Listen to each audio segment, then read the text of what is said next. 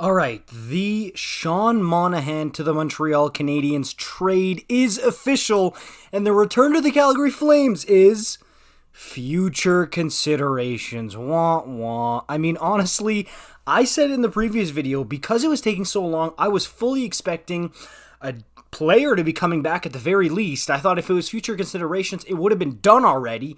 And I thought another team was going to be involved. I was like, okay, if it's taking this long, it's got to be a three-way trade, or there's got to be somebody getting flipped for cap space or something like that. Anything. Nope. What held up the trade negotiation was the fact that the conditions on the pick that the Montreal Canadiens are getting, because as of right now, the 2025 first round pick is going to the Montreal Canadiens with Sean Monahan. The conditions on that pick, take a look at this picture on your screen. These are all the conditions as far as the trade and the first round pick in that trade.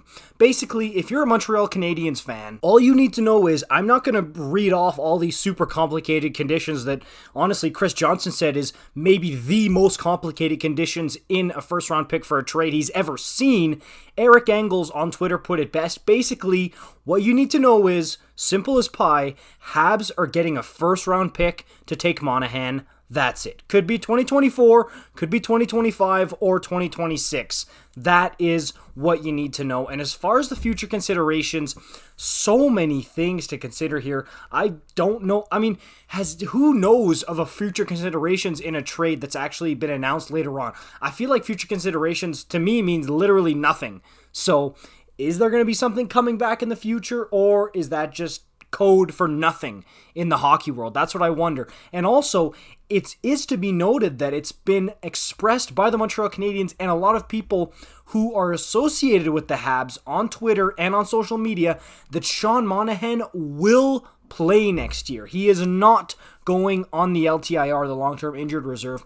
He will play for the Montreal Canadiens, and if he plays well enough, they might take a look at flipping him at the deadline. Remember, he's only got 1 year left on his contract at just over $6 million.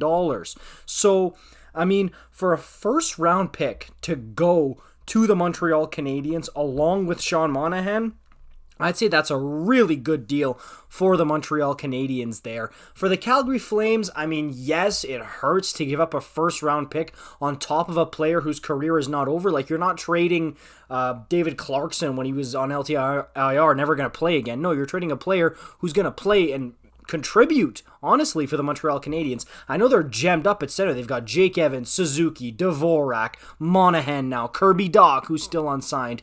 But Monahan's going to contribute, okay? So we'll see what happens there. There's been rumblings by Eric Engels and John Liu that there will most likely be some players.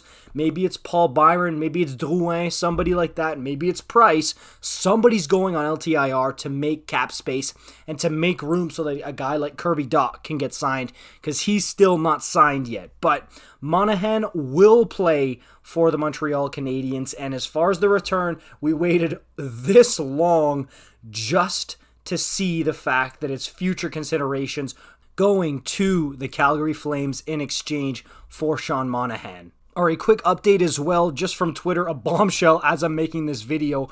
Renaud Lavoie and Eric Engels, they both are relaying the press conference with Kent Hughes right now, where he said that the news on Carey Price's knee is discouraging and to not expect him to be available at the start of the season.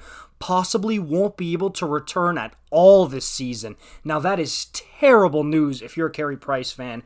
Good news if you want LTIR, but if you're a big Carey Price fan, that doesn't spell good news, not just for this season, because that's kind of what Shea Weber did. Shea Weber was not available for the next season, and then all of a sudden, retirement, right? So this tweet to me could mean the end of Carey Price's NHL career, absolutely, especially if he's not ready for an entire season upcoming, and that his knee is very discouraging on top of the issues that he's had personally off the ice as well. I personally think Carey Price's career might be done for. And again, that's why they were most likely able to fit Sean Monahan under the cap. And because remember, Carey Price is $10.5 million, so that fits the $6 million from Sean Monahan and probably a Kirby Dach extension if he comes in and signs at around $3 million, $2 million.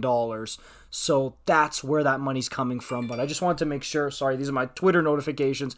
I wanted to make sure we got that information out and we got an update because I made a video about it earlier where everything was kind of still up in the air, unsure. There you go. There's your answer. Monahan to the Montreal Canadiens along with a first-round pick with a ton of conditions on it in exchange for future considerations. For more videos like this, you know what to do. Like, comment, subscribe. I'll see you in the next one. Peace out.